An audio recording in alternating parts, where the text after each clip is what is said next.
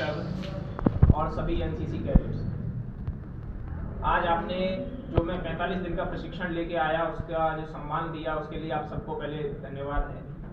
और प्रशिक्षण में मैंने कुछ बातें आपको अभी बताई थी कि किस तरह का वो प्रशिक्षण होता है। सर यहाँ बैठे हैं, इनको भी मैं बता देता हूँ कि सर 5 बजे सुबह जगाया जाता था और 5 बजे के बाद रात को 8 बजे हमें छोड़ा जाता था पूरे 45 डेज। जैसे आपकी तरह नहीं होता है कि चलो आज क्लास करके आगे तो अगले दिन आराम कर लेते हैं, कुछ नहीं।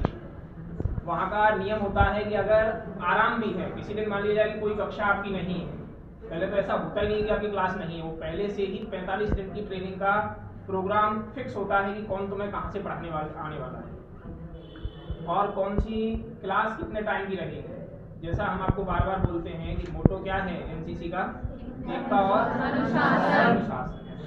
तो पहले जो अनुशासन शुरू होता है वो हमारा अनुशासन होता है शुरू हमारे टाइम प्लान से, कि जो हम कर रहे हैं। जैसे सर ने बोला कि एनसीसी की वर्दी पहन लेने से कुछ नहीं हो जाता। मान लीजिए मैंने ही वर्दी पहन ली, आज आपने मुझे सम्मान दे दिया और उसके बाद भी मैं अनुशासित ना रहूं तो फिर इस वर्दी को पहनने का कोई मतलब नहीं। ये वर्दी ही एकमात्र ऐसी चीज है कि जो आपको बाकी बच्चों से अलग करती है ना।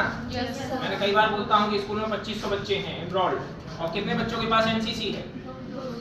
200। ठीक है, 204 बच्चों के पास एनसीसी है। तो तुम बाकी उन 2300 बच्चों से अलग हो। और वो क्यों अलग हो? तुम्हें कौन चीज अलग कर रही है? वर्दी। अगर इस वर्दी में रह के भी तुम वही काम करोगे जो बाकी 2300 कर रहे हैं तो इस वर्दी को पहनने का आपका कोई भी औचित्य नहीं रहा।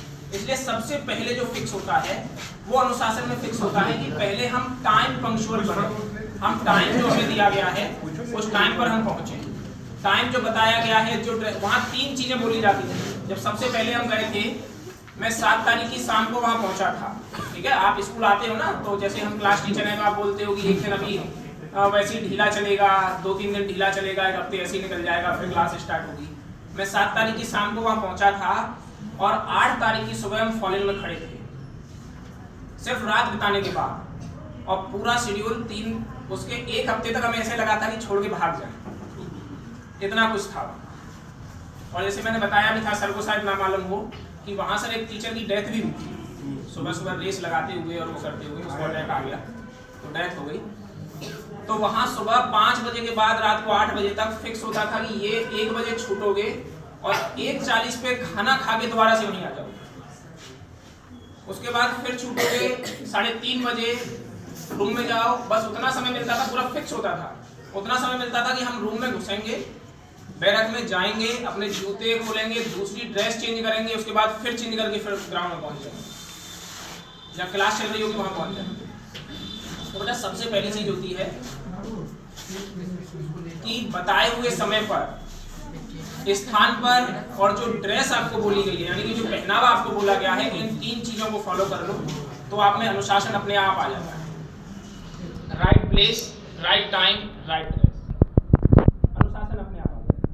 ठीक है, तो बेटा ये सब चीज आपको फॉलो करनी है। और प्रिंसिपल सर ने सहयोग किया और उसी की बदौलत है कि देखो एक बच्ची सर ने बताया कि आपको पहले की आरडीसी परेड में है, वो बहुत बड़ी चीज होती है। पूरे भारत से आरडीसी में मात्र 2047 कैडेट भाग लेते हैं। 2047 जो दिल्ली पहुंचता है, उस दिल्ली पहुंचने के बाद भी उनकी स्क्रीनिंग होती है। उसमें भी फिर छांटे जाते हैं कि कौन वहां पीएम के सामने आएगा, कौन उपराष्ट्रपति के सामने आएगा, उनको छांटा जाएगा, कौन परेड में रहेगा। तो पूरे भारत से 2000 कैडेट। और टोटल कैडेट मालूम है कितने होते हैं एनसीसी में? इंडिया में भी कितने कैडेट हैं? एनसीसी में भारत में कितने कैडेट्स हैं बताओ, किसी को पता हो तो? 17 लाख कैडेट हैं। और उस 17 लाख में से 2000 बस दिल्ली पहुंचता है आरडीसी परेड के लिए। और 2000 में से भी वहां छटनी होती है, तब वो फाइनल स्टेज पे वहां अपनी परफॉर्मेंस देता है। और इस 17 लाख को बढ़ा के आपको कोई बदलाव दिखाई देगा जैसा मैं वहां बताया गया है। अब ये प्राइवेट स्कूलों में भी बहुत तेजी से एनसीसी बढ़ेगी। इसको सरकार का लक्ष्य है कि आने वाले 5 से 6 साल में इन कैडेट को बढ़ा के 25 लाख करना है, 4 से 5 साल में, जिसके लिए बहुत सारे इंसेंटिव प्राइवेट स्कूलों में दिए जा रहे हैं। जैसे वर्दी का अलाउंस अब तक नहीं मिलता था उनको, कैंप में जब वो जाते हैं प्राइवेट स्कूल वाले, तो आप सब जानते हैं जो कैंप करके आए उनको 2500 रुपये पे करना पड़ता है 10 दिन कैंप का, क्योंकि आप लोगों के लिए सब कुछ निःशुल्क था। कैंप से लेके वर्दी तक सारी चीज़ें फ्री, रिफ्रेशमेंट अलग से, उनको रिफ्रेशमेंट भी नहीं होता था। तो जब सरकार ने 25 लाख करने का जो सोचा है, उसमें प्राइवेट स्कूल वालों को भी सारी सुविधाएं मिलेंगी। यानी कि जो प्राइवेट स्कूल से एनसीसी एनरोल्ड होगा उसमें भी उसको वर्दी मिलेगी, रिफ्रेशमेंट मिलेगा, और जो आपका कैंप है, कैंप जो करने बच्चा जाएगा वो कैंप का पैसा उसको नहीं देना। और अगली खुशी की बात ये थी, सर ने बोला ही था कि 17 बच्चे टोटल कोडरमा से 45 बटालियन से 25 कैडेट को चुना गया है उस स्कॉलरशिप के लिए। CWS स्कॉलरशिप होती है ना, तो हम एक फॉर्म भरते हो, साइन करके देते हो उसमें जब एनरोलमेंट करते हो, तो उसमें से 17 बच्चे हमारे ही स्कूल में, और मैंने वो लिस्ट सबके ग्रुप में शेयर भी करी है।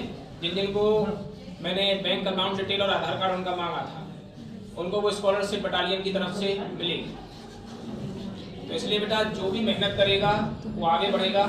और इस आयोजन के लिए सबको धन्यवाद। प्रिंसिपल सर यहाँ पधारे, बाकी सब शिक्षक यहाँ आए, उनके लिए भी धन्यवाद। Thank you so much. जय हिंद।